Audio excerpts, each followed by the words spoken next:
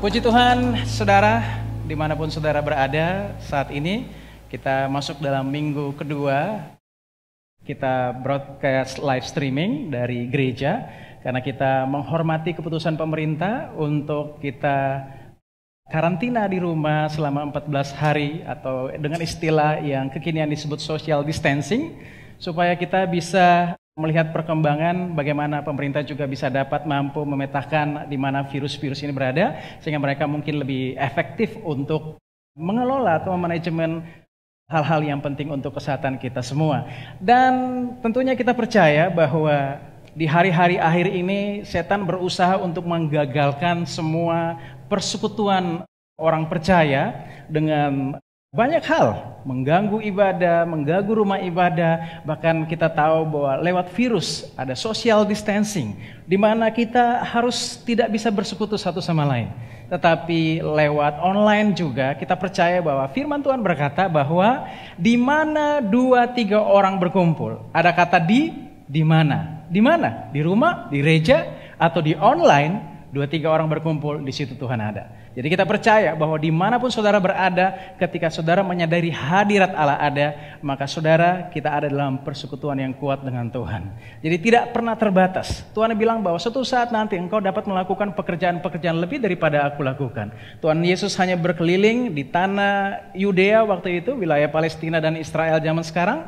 Tetapi kita hari ini ketika kita menyampaikan firman Tuhan bisa ditonton di mana internet bisa tersambung dengan baik. Dan saya juga mikir-mikir, kenapa situasi ini membuat terpaksa gereja semuanya harus siaran ataupun berkhotbah atau menyampaikan firman Tuhan atau ibadah lewat online.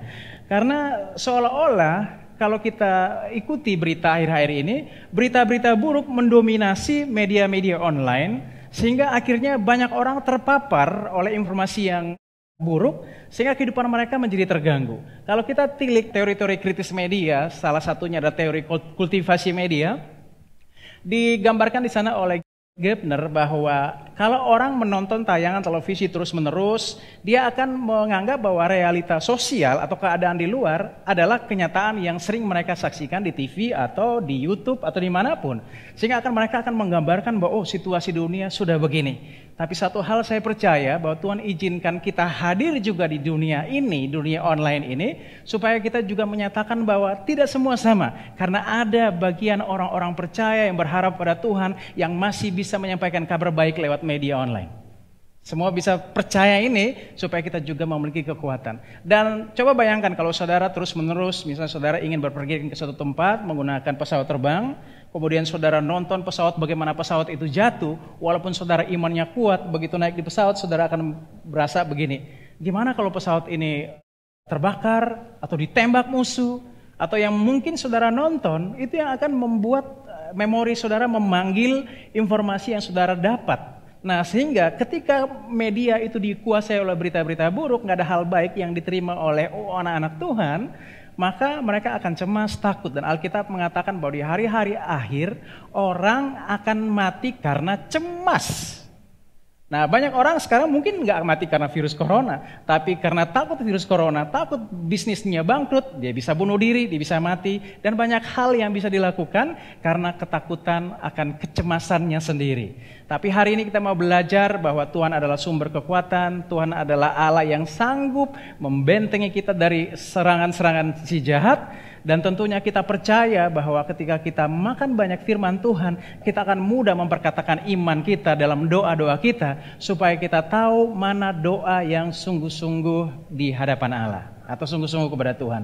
Di saat-saat seperti ini mungkin kalau kita ajak orang berdoa, orang akan merasa bahwa kalau misalnya masalahnya kecil, dia akan merasa bahwa kita akan berdoa biasa-biasa saja. Tapi kalau menghadapi virus corona, kayaknya kita perlu doa puasa, kita perlu doa yang kencang. Tapi bagaimana kita tahu bahwa doa kita ini doa kencang atau doa lembek? Lalu apa yang seharusnya kita pelajari dari bagaimana doa yang sungguh-sungguh di hadapan Tuhan? Kita akan belajar firman Tuhan sama-sama, dan kita akan lihat yang pertama, kita lihat dulu kisah dari Yakobus. Kita lihat di sini Yakobus bercerita tentang Elia. Di ayat 17 dikatakan bahwa apa?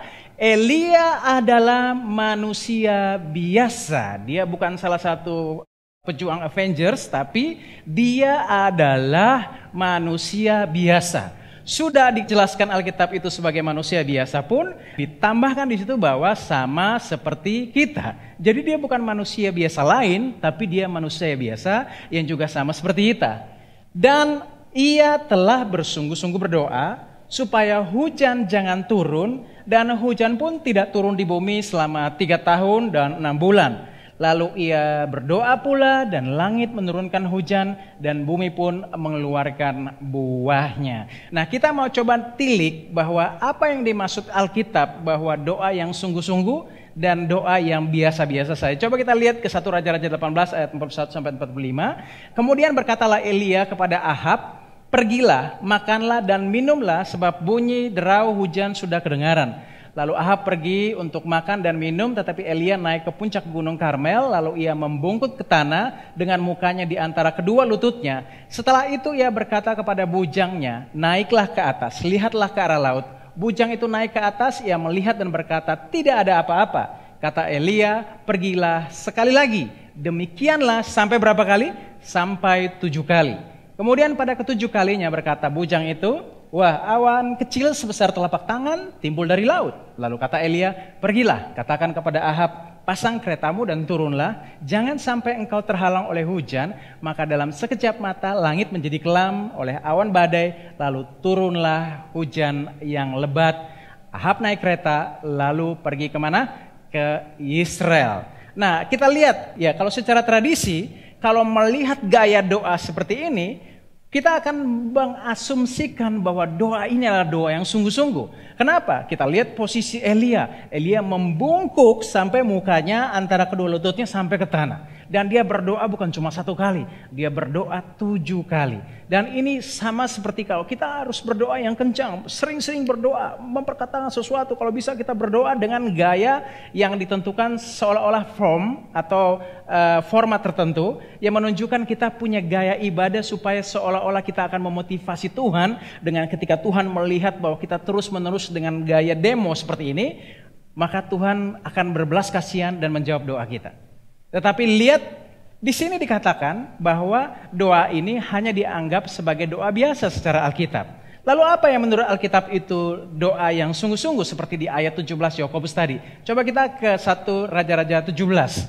Ya, kita lihat ke 1 Raja-Raja 17. Lalu berkata Elia orang Tisbe dari Tisbe Gilead kepada Ahab, ya ini satu pasal sebelum pasal yang tadi, "Demi Tuhan yang hidup, Allah Israel yang kulayani, sesungguhnya tidak akan ada embun atau hujan pada tahun-tahun ini, kecuali apa? Kecuali kalau kukatakan." Kecuali kalau kukatakan.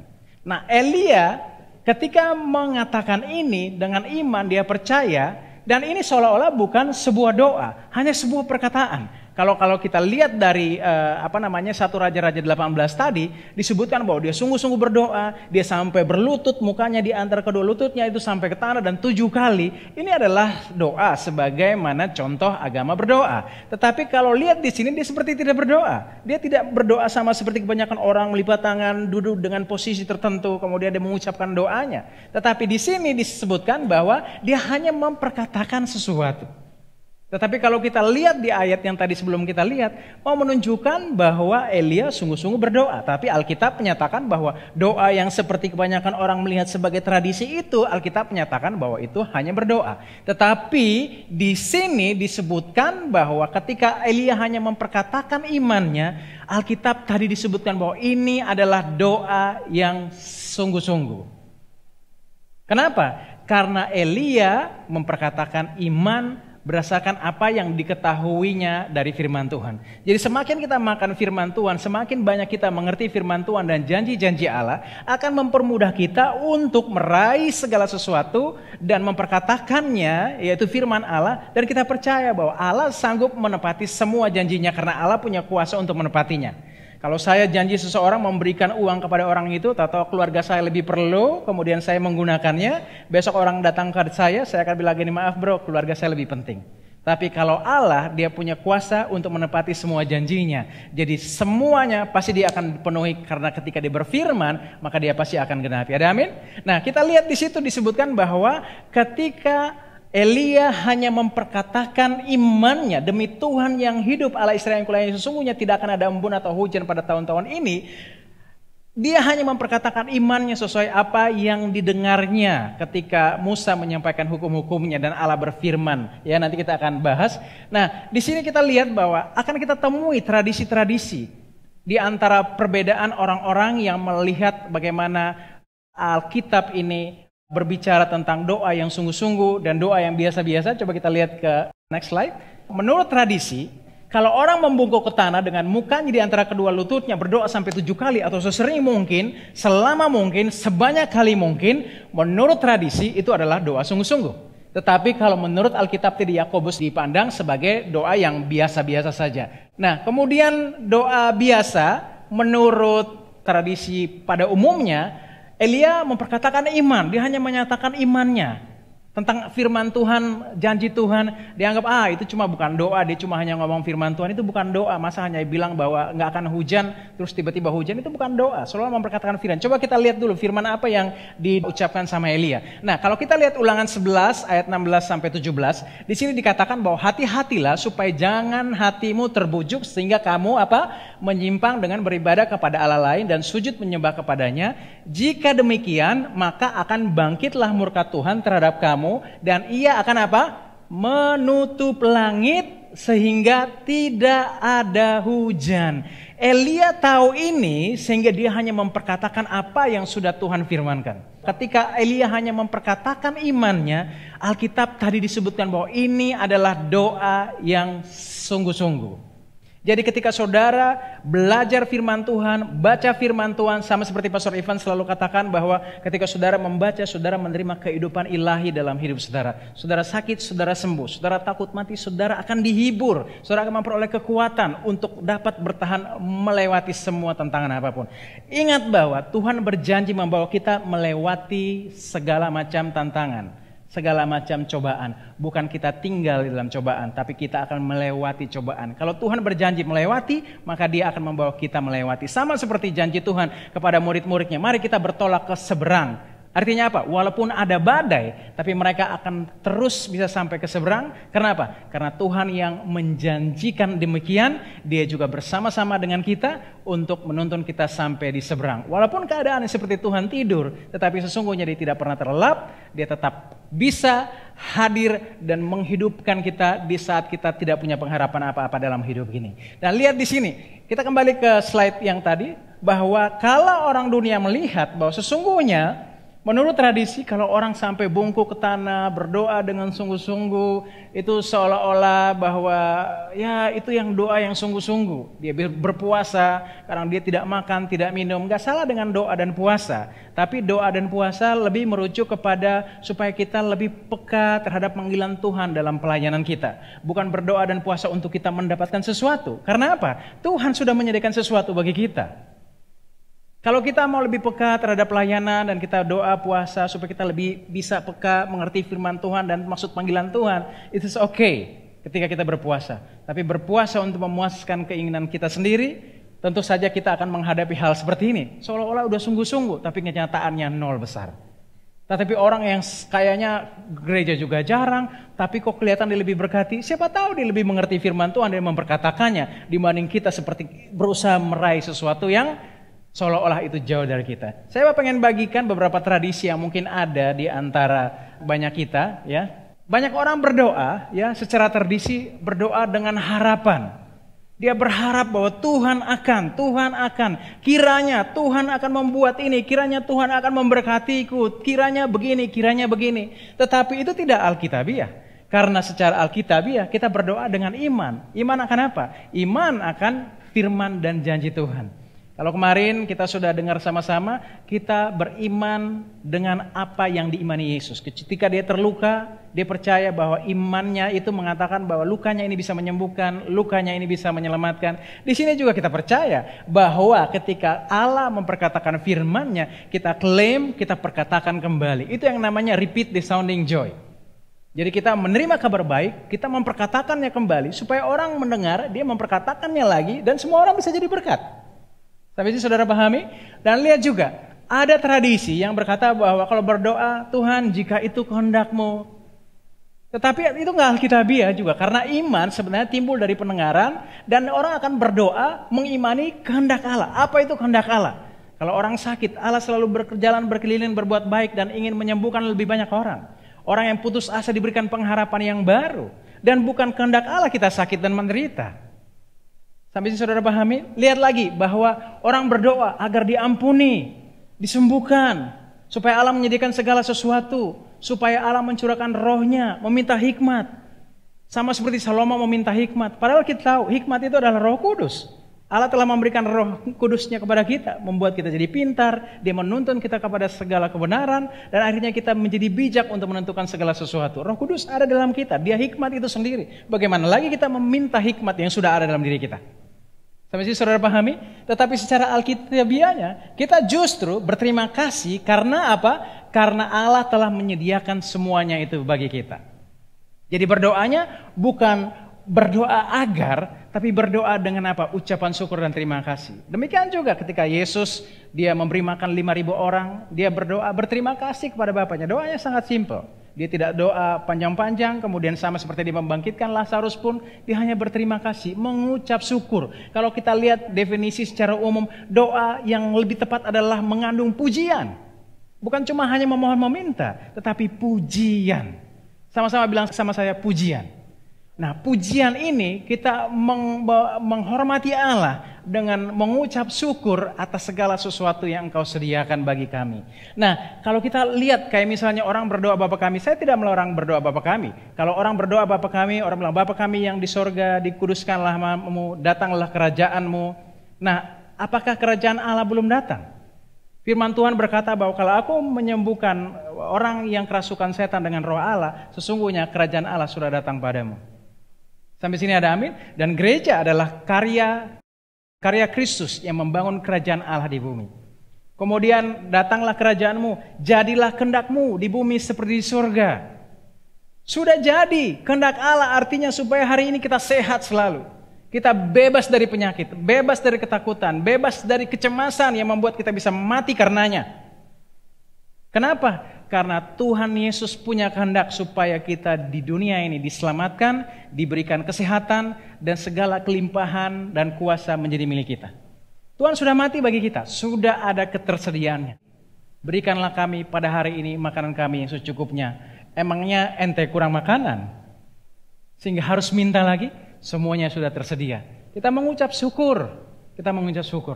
Dan ampunilah kami, seperti kami juga bisa mengampuni orang yang bersalah kepada kami. Hari ini kita mengucap syukur Tuhan, karena Engkau sudah mengampuni aku, maka kasih-Mu yang besar itu membuat aku sanggup. Pengampunan yang besar itu membuat aku sanggup berbuat kasih kepada lebih banyak orang. Karena dalam kasih itu terdapat pengampunan.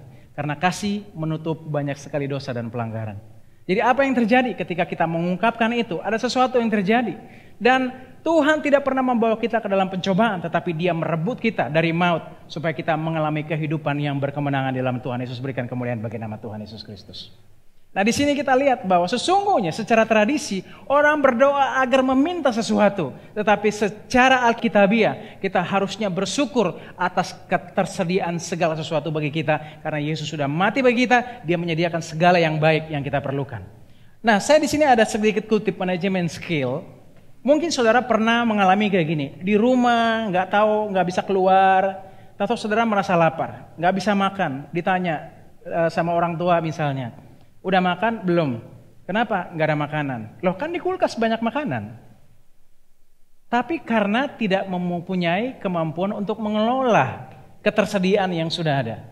Ini sama kayak gambaran, Yesus sudah mati bagi kita, semua hal sudah disediakan bagi kita. Kita tinggal ambil, merespon. Sama seperti orang itu di rumah dia ngerasa kelaparan, padahal di kulkas banyak makanan. Dia hanya tinggal mengambil semuanya, resources yang ada, kemudian apa? Dia mengolah telur, bikin telur ceplok, atau dia mau bikin apa sesuka dia, karena semuanya sudah ada. Hanya apa? Dia tidak mau mengelolanya, seolah-olah dia berkurangan apa-apa. Demikian juga orang Kristen akhir-akhir ini. Mereka selalu memandang bahwa seolah Allah tidak menyediakan segala sesuatu. Allah sudah menyediakan segala sesuatu, tapi kemampuan skill manajemen yang kurang. Sehingga apa? Dia selalu merasa bahwa dia kelaparan, dia tidak punya sesuatu, padahal segala ketersediaan sudah ada di hadapannya. Nah, ini yang harus membuat kita menyadari bahwa kita harus percaya bahwa segala sesuatu yang sudah dikerjakan Tuhan itu diberikan kepada kita. Kita merasa bahwa surga kita adalah Allah, tapi Allah tahu bahwa surganya adalah kita. Kenapa? Karena ketika dia menemukan kita, di situ dia beristirahat dan itulah surganya Allah bagi kita. Nah, kita juga harus percaya ini. Bahwa ketika Allah rest ketika dia menciptakan kita, menyelamatkan kita, kemudian dia beristirahat, dia mengalami peristirahatan. Kita mengalami peristirahatan dalam pekerjaannya. Demikian dia juga mengalami peristirahatan ketika berhasil untuk menyelamatkan kita dari segala macam rancangan jahat iblis.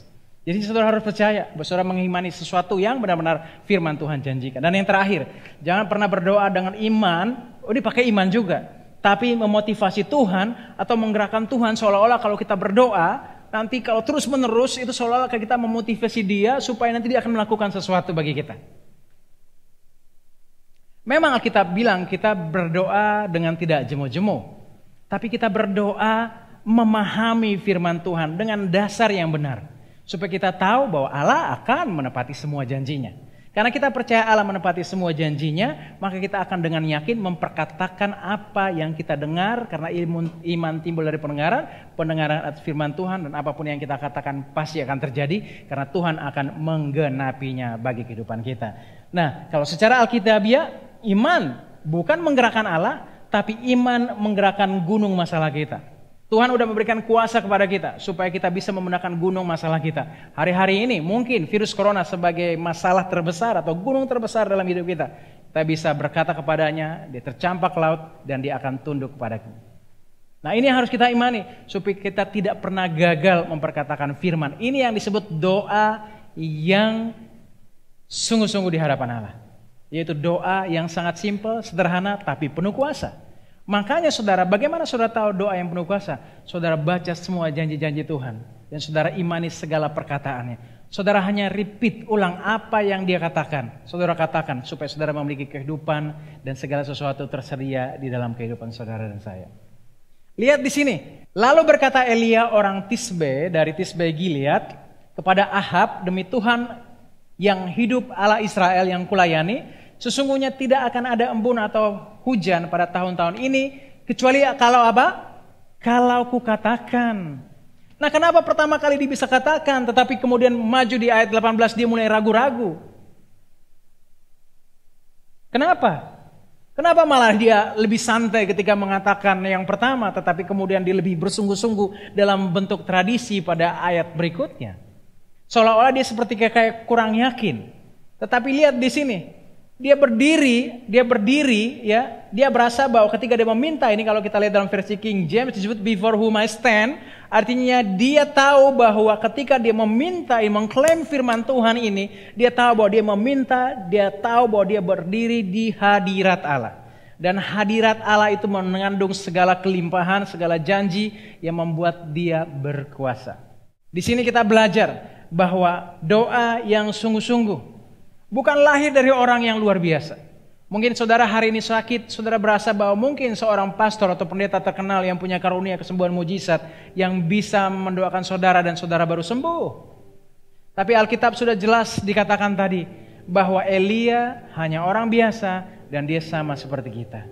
Artinya kalau kita tahu bahwa kita sama seperti Elia, bukan orang juga yang sempurna, tetapi kita memiliki iman yang sempurna sama seperti iman Yesus ketika dia tergantung di atas kayu salib, bahwa oleh bilurnya kita semua akan sembuh. Maka dengan iman yang sama juga kita percaya hari ini kita juga akan disembuhkan. Kita juga lihat bahwa di situ kita belajar bahwa Elia memperkatakan. Di sini dia bilang kecuali kalau kukatakan. Kenapa kita menahan mulut kita untuk menahan berbicara yang baik? Banyak kali kita juga lihat minggu lalu, firman Tuhan berkatakan bahwa hidup mati orang dikuasai oleh lidah. Kenapa kita selalu bilang mampus gue, mampus gue? Kenapa kita nggak bilang bahwa karena Yesus aku hidup selama-lamanya? Kita percaya ini, kita perkatakan yang baik, supaya yang baik jadi dalam kehidupan kita. Dan yang ketiga, kita belajar bahwa ketika kita memperkatakan firman Tuhan, kita percaya bahwa kita berdiri di hadapan Allah. Kita meminta di hadapan Allah. Kita juga tahu posisi kita, bahwa posisi kita bersama-sama dengan Allah. Kita tahu bahwa kita duduk bersama-sama Allah. Kita dijadikannya orang benar. Kita tahu bahwa karena kita dijadikan orang benar, maka doa kita besar kuasanya. Karena sering juga disampaikan oleh Pastor Ivan juga bahwa mana ada, Alkitab juga tidak pernah mengatakan bahwa tidak ada orang dosa yang besar kuasanya. Tidak ada doa orang dosa yang besar kuasanya. Tapi doa orang benar besar kuasanya. Jadi hari ini apa yang kita bisa belajar dari firman Tuhan. Dari Elia, bahwa Elia orang biasa.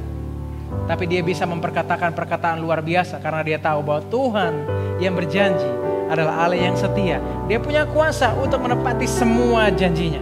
Saudara baca firman Tuhan, kalau saudara takut, baca firman Tuhan yang menghibur saudara. Jangan baca berita-berita yang membuat saudara takut. Semakin saudara takut, saudara akan cemas. Saudara mungkin tidak akan mati karena penyakit itu, tapi saudara mati karena cemas terhadap serangan penyakit itu. Banyak orang berkata, kalau saudara percaya diri untuk menang, saudara sudah 50% menang dalam sebuah pertandingan. Tinggal 1% saudara melangkah, 51% saudara akan menang. Tapi kalau saudara gugup dan takut, ingat baik-baik juga bahwa sebaliknya 50% saudara kalah. Besoknya kenyataan saudara akan mengalami 2 kali kenyataan gagal. Jangan khawatir akan hari esok. Hari esok belum datang, saudara sudah khawatir hari ini. Kemudian hari ini ketemu masalahnya belum, tapi sudah khawatir, ketemu satu masalah khawatir, besok menghadapi kenyataannya. 2 kali saudara menghadapi masalah. Padahal belum tentu besok masalah itu bisa saudara hadapi karena Tuhan sudah singkirkan dan membuka jalan saudara. Di sini kita mengerti bahwa doa yang sungguh-sungguh juga bukan datang dari orang luar biasa. Tapi orang yang biasa-biasa sama seperti kita. Orang yang percaya, yang punya iman bahwa apa yang dikatakan didengar dari sorga. Karena apa? Disebutkan bahwa dia tahu dan dia sadar bahwa dia berdiri di hadapan Allah. 2-3 orang berkumpul. Dan di mana Allah ada, di situ doa kita pasti dijawab. Dan dimanapun saudara berada, hari ini saudara menyaksikan siaran streaming ini, saudara harus percaya bahwa kuasa Tuhan tidak terbatas. Dia melampaui segala waktu, segala masa.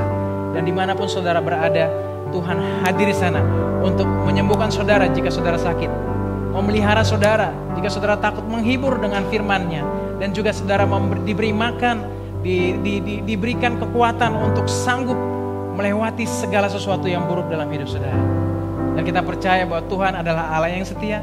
Dia sanggup memberikan kita kekuatannya yang ajaib supaya kita sanggup bertahan melewati banyak hal yang terjadi dalam hidup kita.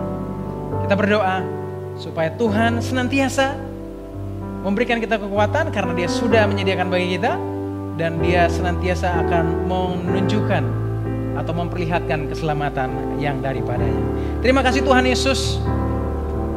Di minggu ini Tuhan, kami bersyukur bahwa Allah senantiasa memelihara kami. Allah menyatakan kuasa-Mu lewat firman-Mu, yaitu kuasa merepit atau mengulang atau memperkatakan apa yang Allah katakan.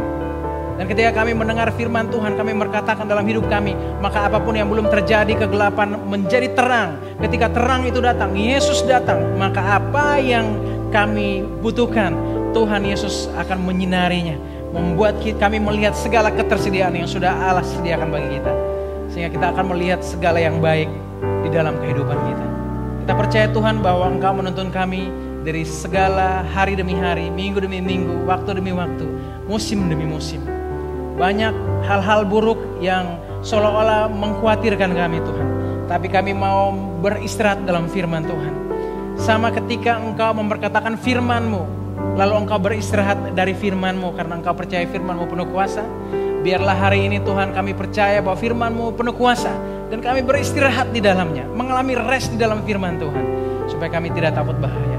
Kami dapat berkata terhadap segala musuh, serangan-serangan jahat apapun, bahwa tidak ada nama virus, nama apapun yang di kolong langit ini dapat disebut, bahwa semua nama apapun penyakit ada di bawah nama Yesus Kristus. Dan kami percaya Tuhan bahwa kesembuhan, pemeliharaan, hal-hal yang baik datang dari Tuhan. Karena kami percaya Tuhan, mau seberapa besar kuasa virus mau merampok dunia ini dengan segala kegelisahan dan juga terornya, tapi kami percaya Tuhan bahwa Allah kami adalah api yang menghanguskan. Di dalam nama Tuhan Yesus Kristus, kesembuhan ilahi terjadi ketika kami percaya bahwa Allah kami adalah api yang menghanguskan. Haleluya.